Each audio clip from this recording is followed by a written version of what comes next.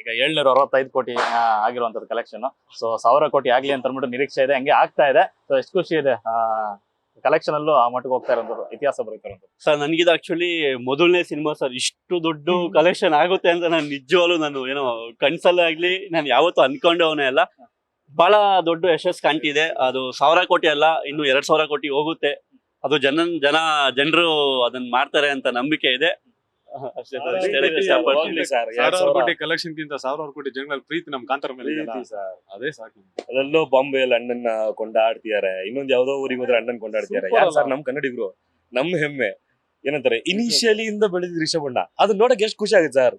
ಎಷ್ಟು ದೊಡ್ಡ ಇನ್ಸ್ಪಿರೇಷನ್ ಗೊತ್ತಾಗುತ್ತೆ ಅಣ್ಣ. ಮುಂಚೆ ಎಲ್ಲ ಬೇರೆ ಬೇರೆಯವ್ರನ್ನ ಹೆಸರು ಹೇಳೋರು, ಇನ್ಸ್ಪಿರೇಷನ್.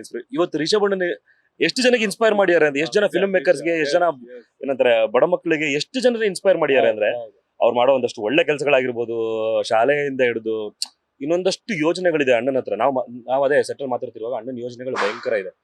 ಅದನ್ನ ಮಾಡ್ಬೇಕು, ಇದನ್ನ ಮಾಡ್ಬೇಕು, ಅದನ್ನ ಮಾಡ್ಬೇಕು ಅಂತ. ಯಾವ್ದು ತನ್ನ ಸ್ವಾರ್ಥಕ್ಕೆ ಅಂತಿಲ್ಲ. ಅದು ಯಾವ್ದು ರಿಷಬಣ್ಣನಿಗೆ ನಾನು ಇದನ್ನ ಮಾಡ್ಕೋಬೇಕು ಅಥವಾ ನಾನು ಇದನ್ನ ಮಾಡ್ಕೋಬೇಕು ಅನ್ನೋದು ಇಲ್ವೇ ಇಲ್ಲ. ಅಣ್ಣಗಾಗ್ಲಿ ಪ್ರಗತಿ ಹಾಕಂಗಾಗ್ಲಿ ಅವ್ರಿಗಿನ್ನ ಅಲ್ಲೇನೋ ಮಾಡೋಣ, ಈ ಊರಲ್ಲಿ ಏನೋ ಒಂದ್ ಮಾಡೋಣ, ಆ ಊರಲ್ಲಿ ಏನೋ ಒಂದು ಹೋಗ್ತಿದೆ ಅಂತ ಅದನ್ನ ಮಾಡೋಣ, ಅಲ್ಲೆಲ್ಲೋ ಶಾಲೆ ಮುಚ್ಚೋಗ್ತಿದೆ ಅದನ್ನ ತಗೊಳ್ಳೋಣ. ಅದ್ ಯಾರಿಗ್ ಬರುತ್ತೆ ಸರ್?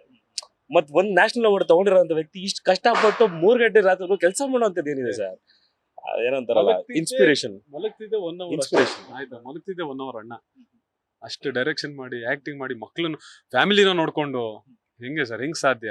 ಆ ಡೆಡಿಕೇಶನ್, ಆ ಶ್ರಮ ಪಟ್ಟಿರೋದಕ್ಕೆ ಈ ನಂಬರ್ಸ್ 2000 ಹೋದ್ರು 3000 ಹೋದ್ರು ನನಗೆ ಏನು ಖುಷಿ ಇದೆ ಸರ್. ಹೋಗ್ಲಿ, ಅಣ್ಣನ ಕಷ್ಟ ಎಫರ್ಟ್ಸ್ ಅಷ್ಟಿದೆ, ಅಷ್ಟು ಜನರ ಶ್ರಮ ಇದೆ.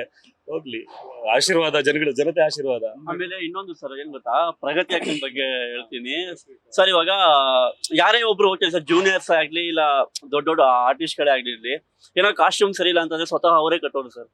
ಜೂನಿಯರ್ಸ್ ಕಟ್ಟಿದ್ದಾರೆ ಸರ್. ಇವಾಗ ಸಪೋಸ್ ಅನ್ಕೊಳ್ಳಿ, ನನಗೆ ದೊಡ್ಡದಾಗಿರುತ್ತೆ ಶರ್ಟು ಇಲ್ಲ ಏನೋ ಒಂದ್ ಇರುತ್ತೆ ಅಂತಂದ್ರೆ, ನಾನು ಹಾಕೊಂಡಾಗ್ಲೇ ಅಕ್ಕ ಅದನ್ನ ನೋಡ್ತಾ ಇರ್ತಾರೆ, ಅಬ್ಸರ್ವ್ ಮಾಡ್ತಾ ಇರ್ತಾರೆ. ಪ್ರತಿಯೊಂದನ್ನು ಅಕ್ಕ ಅಬ್ಸರ್ವ್ ಮಾಡ್ತಾರೆ ಸರ್, ನೋಡ್ತಾರೆ.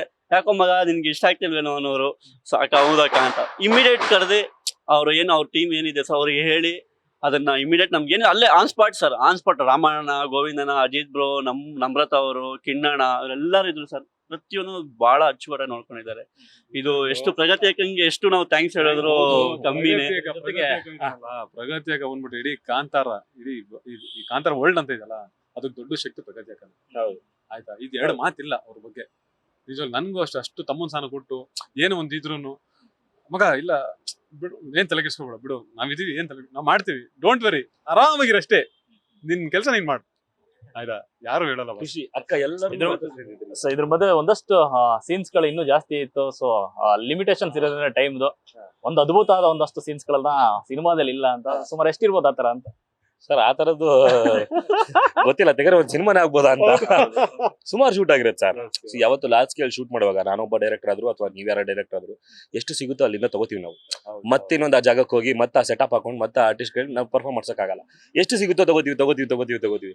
ಎಂಡಲ್ಲಿ ಕೂತಾಗ ಸಿನಿಮಾ ಒಂದ್ 4 ಗಂಟೆ 4 ಗಂಟೆ ಬಂದ್ಬಿಟ್ರೆ ನಾವು ಏನ್ ಮಾಡಕ್ಕಾಗುತ್ತೆ?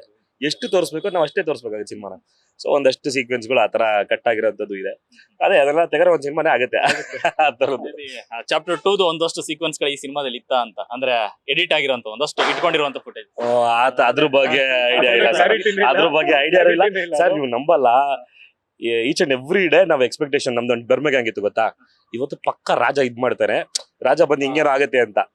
ನಮ್ ಎವ್ರಿ ಡೇ ಹರ್ಟ್ ಮಾಡಿದಾರೆ ನಮ್ ಎಕ್ಸ್ಪೆಕ್ಟೇಷನ್. ಅಲ್ಲಿ ಬೇರೆನೇ ಆಗೋದು ನಮ್ಗೆ.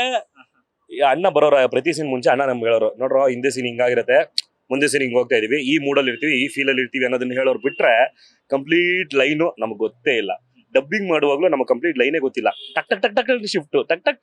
ಗುರು ನಾವು ಇಷ್ಟೊಂದೆಲ್ಲ ಕೆಲಸ ಮಾಡಿದ್ವಿ, ನಮ್ಗೆ ತೋರಿಸ್ದಿಲ್ವಲ್ಲ ಗುರು ಅವರು ಅಂತ.